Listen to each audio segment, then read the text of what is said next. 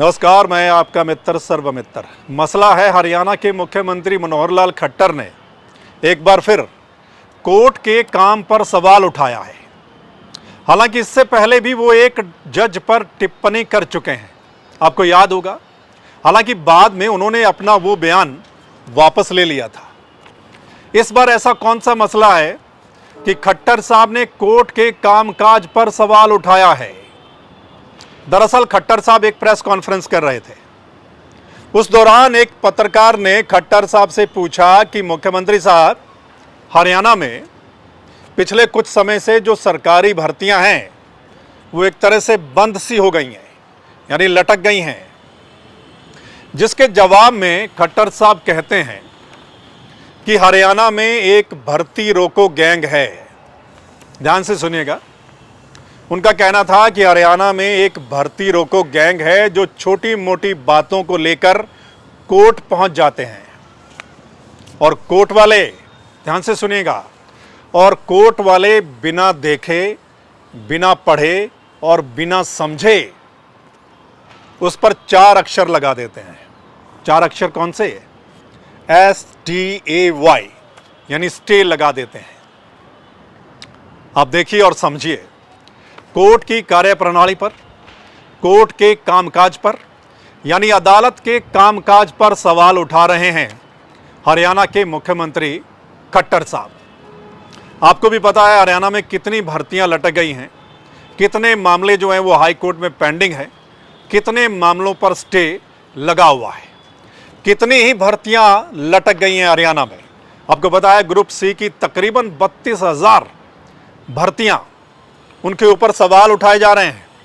सरकार सवालों के घेरे में है और जब इस बाबत सवाल किया जाता है तो खट्टर साहब एक तरह से कोर्ट के पाले में गेंद फेंक देते हैं। आप देखिए कि कोर्ट पर, यानी कि कोर्ट के कामकाज पर सवाल उठाया उन्होंने कि कोर्ट बिना देखे, बिना पढ़े, बिना समझे स्टे लगा देता है। तो मतलब जो कोर्ट में कौन स्टे लगाता है आपको पता है? जज साहब कोई होते होंगे, वही स्टे लगाते हैं ना। तो मतलब सीधा सवाल उठाया गया है कि कोर्ट ऐसा करता है। इससे पहले भी आपको पता है एक बार जज के ऊपर टिप्पणी की थी जब पुलिस भर्ती का मामला किसी ने उठाया था। तो उस समय भी एक जज के बारे में उन्होंने कुछ बोला था। वो मामला भी काफ़ी चर्चा में रहा था, काफ़ी विपक्ष ने भी मामला वो उठाया था। उसके बाद खट्टर साहब ने वो बयान वापस ले लिया था कि ऐसा नहीं, उनको ऐसे टिप्पणी नहीं करनी चाहिए थी। हो सकता है ये जो ताज़ा मामला है इस पर भी कल को खट्टर साहब अपना बयान वापस ले लें।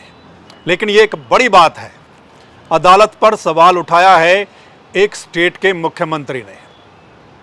आपको पता है कि सरकार ने बड़ी घोषणा की थी कि ये आखिरी साल में, आपको पता है चुनाव का 1 साल बचा है, हरियाणा के विधानसभा के चुनाव का, यानी आखिरी साल में सरकार बहुत सारी भर्तियां करेगी, लाखों भर्तियां की जाएगी, ऐसा अनाउंस किया गया था। अगर आप पिछले चुनाव की तरफ देखें, आपको पता है ना कि 2019 से पहले क्या हुआ था। 2019 से पहले हरियाणा में आपको याद होगा एक ग्रुप डी की भर्ती हुई थी। ग्रुप डी की एक भर्ती हुई थी बड़े, और उस भर्ती का बीजेपी को काफी फायदा मिला था। आपको पता है उस भर्ती के बाद 75 पार होने लग गई थी, है ना। हालांकि हमने अपने एग्जिट पोल और ओपिनियन पोल में क्या दिखाया था वो आपको पता ही होगा, और सही वो रिजल्ट आया था। लेकिन ज़्यादातर लोग यही कह रहे थे, विपक्ष भी मान के चल रहा था कि इस बार 75 पार बीजेपी की हो जाएगी। और उसके पीछे एक बड़ी वजह थी ग्रुप डी की भर्ती। सरकार शायद यही सोच रही थी कि इस दूसरे टर्म में, ये दूसरे कार्यकाल में एक बार फिर वैसी ही कोई भर्ती करेंगे, वैसा ही कुछ भर्तियां निकालेंगे और वो करेंगे जिसका फायदा उन्हें आने वाले चुनावों में मिलेगा। खैर, ये तो वक्त बताएगा कि ये भर्तियां कब होंगी, कब कंप्लीट होंगी और क्या उसका फायदा इस बार भी बीजेपी को मिलता है या नहीं।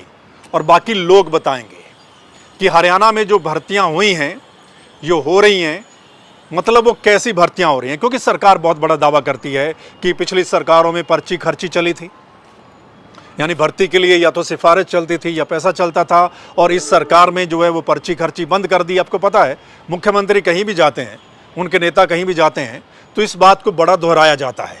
ये तो खैर लोग बताएंगे कि इस सरकार में जो भर्तियां हुई हैं या जो हो रही हैं, मतलब वो क्या पाक साफ हैं या क्या कुछ है, ये खैर ज़्यादा लोग ही बता पाएंगे। दूसरा, अगर ये आखिरी साल में ये भर्तियों पर रोक हटती है और ये भर्तियां कंप्लीट होती हैं तो आपको क्या लगता है कि क्या इसका फ़ायदा बीजेपी को होगा आने वाले चुनाव में? एक तो आपने राय इस पर अपने कमेंट करके देनी है।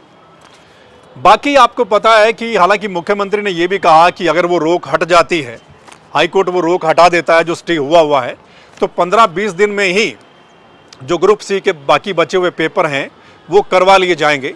यानी सरकार जो है उसकी कोशिश होगी कि इस आखिरी साल में ज़्यादा से ज़्यादा सरकारी भर्तियां की जाएं जिसका फ़ायदा उन्हें आने वाले चुनावों में मिल सके। लेकिन इस बाबत यानी जो स्टे हुए हैं, मतलब जो कमियां रहीं, आपको ये भी पता है कि पीछे ग्रुप सीईटी का एग्ज़ाम हुआ था, 2 एग्ज़ाम हुए थे, उसमें कितने क्वेश्चन जो थे वो रिपीट हुए थे, वो भी बहुत चर्चा का विषय रहा था उस समय, आपको याद होगा।